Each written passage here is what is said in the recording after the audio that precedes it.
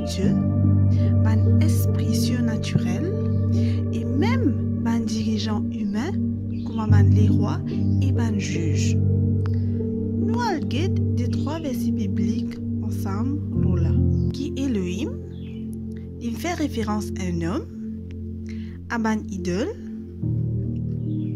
et aussi à ban esprit surnaturel. Et les mots qu'ils ont connus aussi, qui le mot Elohim, quand tu peux servir ça dans l'Ancien Testament, tu peux servir ça pour désigner un seul du monde. Et quand tu fais ça, man linguiste appelle ça un pluriel intensif ou bien pluriel de majesté. C'est-à-dire quand tu peux servir le mot Elohim pour un du monde, tu peux montrer la grandeur. Nous guettons l'exemple Moïse. Est-ce qu'il y a une trinité pour Pharaon? Dans Exode 7, verset 1er, il dit à nous: L'Éternel dit à Moïse: Vois, je te fais Dieu pour Pharaon, et Aaron ton frère sera ton prophète. Première question qui nous pose dans ce verset-là, vu que quand il dit je te fais Dieu, il traduit par Elohim. Est-ce que ça veut dire qu'il y a plusieurs Moïse? Est-ce que Moïse tient une trinité? Est-ce que dans Moïse tu as trois démons? Non. Donc le mot Elohim qui servit ici tout simplement pour montrer la grandeur. Remarque bien qu'il y dit dans Exode 11, le verset 3. Et l'Éternel fit que le peuple trouva faveur aux yeux des Égyptiens. L'homme Moïse aussi était très grand dans le pays d'Égypte, aux yeux des serviteurs du Pharaon et aux yeux du peuple. Vous trouvez que Moïse tient une statue si grand. C'est pour ça que quand il parle de Moïse, il dit Elohim, c'était pour montrer la grandeur. Et même Malachie, le dernier prophète de l'Ancien Testament, il attestait qu'il y en a un seul vrai Dieu et non une pluralité de personnes. Nous lisons dans Malachie 2, le verset 10. N'avons-nous pas tous un seul Père? N'est-ce pas un seul Dieu qui nous a créés? Si vraiment Dieu il tient une trinité, le prophète Malachie typisait dire: n'avons-nous pas tous un seul Dieu le Père, Dieu le Fils et Dieu le Saint-Esprit? N'est-ce pas un seul Dieu qui nous a créés? Mais non, c'est pas ça qui est dans ce verset-là. Qui nous fait trouver qui dit que n'avons-nous pas tous un seul Père? Ça veut dire lui aussi tu peux faire référence à une seule personne. À travers tout ce qui nous fait trouver, nous capables des dieux qui le peuple hébreu, quand je finis écrit à la Bible, tu peux faire les noms au pluriel tout simplement pour montrer, pour exprimer la grandeur ou la majesté, comment tu peux faire avec Dieu. Donc, quand tu peux servir le mot Elohim, c'était pour désigner le seul vrai Dieu. Et je t'appelle ça un pluriel de majesté. Ça veut dire de montrer la grandeur de Dieu. Si Dieu dans l'Ancien Testament il dit au pluriel, dans le Nouveau Testament aussi, il faisait la même chose, n'est-ce pas? Est-ce que Dieu dans l'Ancien Testament il dit différent du Nouveau Testament? Remarque bien que le mot qui est utilisé dans le Nouveau Testament pour désigner Dieu, c'est Théos. Et Théos, lit au singulier et pas pluriel. Donc, Théos, c'est l'équivalent grec d'Elohim. Par exemple, Jésus cite Deutéronome 6, le verset 4 qui dit à nous: Écoute Israël, l'Éternel notre Dieu Elohim est le seul Dieu.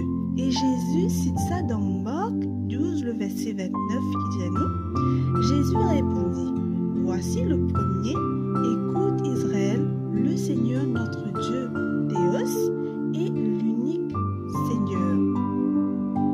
Vous pourrez remarquer que le mot Théos, qui finit servi pour Dieu dans sa verset-là, lit au singulier et non pluriel. C'est vrai même Elohim dans l'Ancien Testament, il servit pour montrer qu'il y a plusieurs personnes et un Dieu. dans le Nouveau Testament aussi, l'auteur, tu faisais faire pareil. Tu faisais servir le pluriel de théos, quand tu peux référer à Dieu. Et pourtant, une fin servir le mot au singulier. Est-ce que Dieu de l'Ancien Testament est différent du Nouveau Testament? Non, pas du tout. Et pourtant, dans le Nouveau Testament, le mot pluriel de théos, je fin servi ça 8 fois dans le Nouveau Testament. Et cela, je fin servi pour référer à Bandimoun et aussi à Ban faux Dieu. Malgré des 3 exemples, que tu servi le mot théos au pluriel. Jean 10, verset 34 à 35. Acte 7, verset 40. Acte 14, verset 11.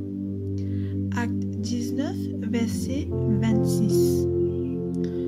1 Corinthiens 8, verset 5 et Galates 4, verset 8. Qui fait bon Dieu dans le Nouveau Testament lié au singulier? Est-ce que c'est une erreur? Pas quoi? Les autres qui ont pensé là. Mais espérer que personne ne va vous dire que bon Dieu dans l'Ancien Testament, dans la langue hébraïque, il y a une trinité et il y a un seul Dieu dans la langue grecque. Il est bon qui nous noter aussi que le code morphologie hébraïque, NCMPA, il servi avec Elohim, c'est nom commun, masculin, pluriel et absolu. Alors que le code morphologie grec, NNSM, qui servit avec Théos, c'est nom, nominatif, singulier et masculin.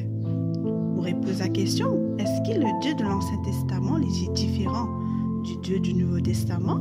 Le Dieu de l'Ancien Testament lié au pluriel, alors que le Dieu du Nouveau Testament lié au singulier. Vous trouvez que chaque apparition du mot théos pour bon Dieu est toujours au singulier, même dans l'Ancien Testament et le Nouveau Testament grec. Si nous pouvons traduire l'Ancien Testament, qui est en langue hébraïque, en langue grecque, nous pouvons trouver que Elohim, il peut être traduit en théos, qui est au singulier. Nous faisons un petit test avec Genèse 1er, le verset 1er. Au commencement, Dieu, Elohim, créa les cieux et la terre. Quand nous traduisons ça en grec, au commencement, Dieu, Théos, a créé les cieux et la terre. Beaucoup de trinitaires se disent que 3 êtres sont présents à la création, justement parce que le mot hébreu, Elohim, pour Dieu lié au pluriel. Mais nous finissons trouver que quand nous finissons traduire ça en grec, lié au singulier. Et tout ça pour montrer que comment nous finissons trouver plus là-haut, que la pluralité n'est pas dans le nombre de personnes, mais dans la grandeur. Astère n'a guette la création de l'homme. Combien d'immunes est présent dans Genèse 1er, le verset 26. Puis Dieu dit, faisons l'homme à notre image, selon notre ressemblance, et qu'il domine sur les poissons de la mer, sur les oiseaux du ciel, sur le bétail, sur toute la terre et sur tous les reptiles qui rampent sur la terre. Qui ça là qui vient causer dans sa verset-là? À qui ça là qui vient causer? Est-ce qu'il est cause à lui-même ou bien il est cause à un autre timoun? Quand il dit faisons l'homme à notre image, c'est sûr qu'il y a plusieurs personnes. C'est sûr qu'il y a plus qu'une. Mais est-ce que ça veut dire qu'il y en a 3? Est-ce qu'il prévient qu'il y en a 3? Dans ce cas, si pas qu'il y en a 1, mais combien de monde vraiment est présent à la création? Nous laisse la Bible répondre ça pour lui-même. Nous parlons des 3 versets pour nous gagner la réponse. Premier verset, il trouve dans Éphésiens 3, le verset 9. Et pour mettre en évidence devant tous quelle est la communication qui nous a été accordée du mystère qui est caché de tout temps en Dieu, lequel a créé toutes choses par Jésus-Christ. Pour qui ça n'a bon Dieu vient créer toutes choses? Par Jésus-Christ. Hébreux 1, verset 1 et 2. Après avoir autrefois, à plusieurs reprises et de plusieurs manières, parlé à nos pères par les prophètes, Dieu, dans ces derniers temps, nous a parlé par le Fils qu'il a établi héritier de toutes choses, par lequel il a aussi créé le monde. Vous savez, c'est là qu'il veut dire? Dieu, il vient établir héritier, le Fils. Et par qui ça n'a, il vient créer le monde? Par le Fils aussi. Colossiens 1, verset 15 à 16. Il est l'image du Dieu invisible, le premier-né de toute la création. Car en lui ont été créées toutes choses qui sont dans les cieux et sur la terre, les visibles et les invisibles. Trône, dignité, domination, autorité. Tout a été créé par lui et pour lui. Il est avant toute chose et toute chose subsiste en lui. Tout qui se une créé par lui, pour lui. Et nous trouvons que dans sa verset-là, il n'existe, encore une fois, il n'existe des démons. Jean 1, verset 3. Toutes choses ont été faites par elle et rien de ce qui a été fait n'a été fait sans elle. C'est vrai, il y en a 3. Je vous ai dit, toutes choses ont été faites par eux et rien de ce qui a été fait n'a été fait sans eux, mais c'est-à-dire sans elle, par elle. Proverbe 30, verset 2. Qui est monté aux cieux et qui est descendu? Qui a recueilli le vent dans ses mains? Qui a serré les œufs de son vêtement? Qui a fait paraître les extrémités de la terre? Quel est son nom et quel est le nom de son fils? Le sais-tu? Là, nous trouvons qu'il peut décrire qui s'en a créé toutes choses. C'est vrai, il y a 3 démons. Je vais dire quel est leur nom. Mais nous trouvons qu'il dit quel est son nom et quel est le nom de son fils. Et dans ce verset-là, nous trouvons qu'il existe des démons. Et nous venons remarquer aussi qu'il y a Dieu et il vient bien préciser son fils Jésus-Christ. Donc, nous sommes capables de conclure. Et la réponse est aussi évidente qu'il existe des personnes à la création. Et ça, des démons-là, c'était Dieu, le Père, et son seul Fils engendré, Jésus-Christ. Mais dans aucun de verset-là, aucun autre verset qui dit à nous qui les cieux et la terre, qui ça le monde-là, il finit être créé par une trinité. À ce temps, on a une définition dans le dictionnaire concernant l'utilisation d'Elohim, comment un pluriel intensif ou comment beaucoup de monde préfèrent pluriel de majesté ou plénitude de puissance.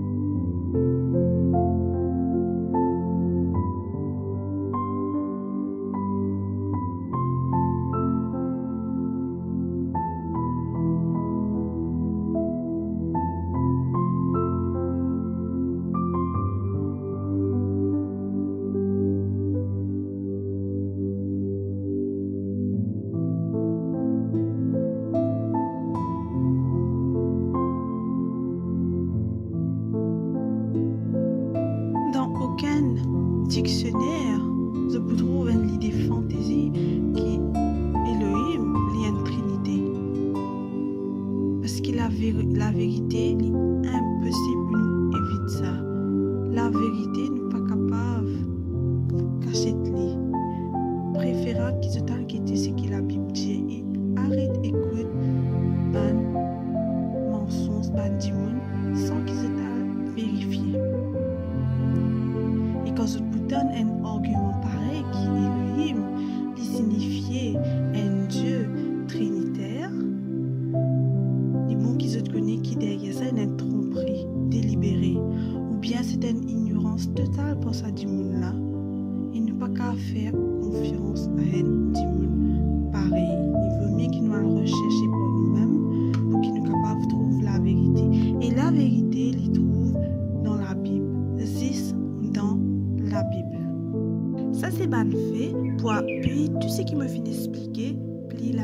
Voilà, après tout ce qui nous fait trouver ensemble, c'est clair qu'il ne peut pas servir Elohim pour prouver une trinité. C'est trop bête. Et bien, la preuve biblique est trop évident. Et quand nous allons en profondeur, nous trouvons la vérité telle qu'elle est révélée dans la Bible. Et